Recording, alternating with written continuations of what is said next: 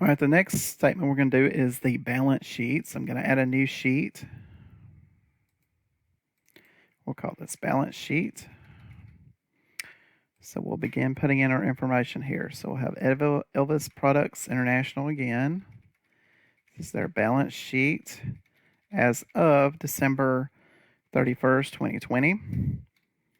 We'll have assets. Go ahead and put our years in cells B4 and C4, so 2020 and 2019. Assets will include cash and equivalents, accounts receivable, inventory.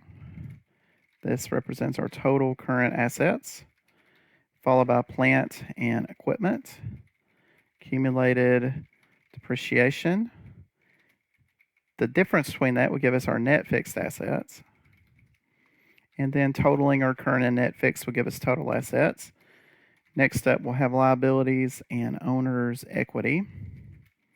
This starts off with short term, including accounts payable, short term notes payable, other current liabilities, which will then total current liabilities, long term debt, that totals out liabilities, so total liabilities. Then we have common stock, retained earnings, total shareholders' equity, and then total liabilities and owner's equity. All right, so the data we need for this. So cash and equivalents are $52,000. In 2020, it's $402,000 accounts receivable, $836,000 inventory, $527,000 plant and equipment, accumulated depreciation of $166,200. Then we'll skip down to accounts payable. That's $175,200. $225,000 short-term notes payable, $140,000 other current liabilities, long-term debt of $424,612. Common stock is $460,000. Retained earnings $225,988, and that's our data for 2020. For 2019, this will be $57,600. Or actually, before I do that, let's go ahead and do some formulas. So for this first part here, I could do auto sum. Just make sure we don't include that year. So get that out of there. Whoops. Drag that. So let's just sum B5 to B7. Net fixed is difference.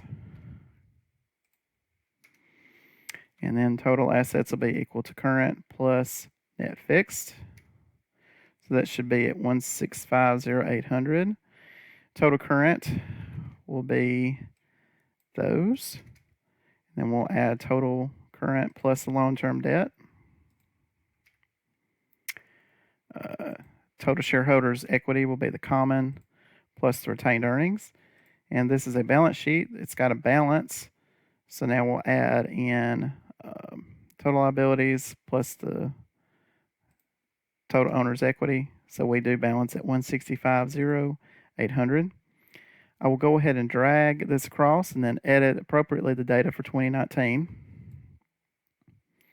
So the following will change. Cash and equivalents were $57,600, followed by $351,200 for accounts receivable, $715,200 for inventory. So we should have $1.124 million total current.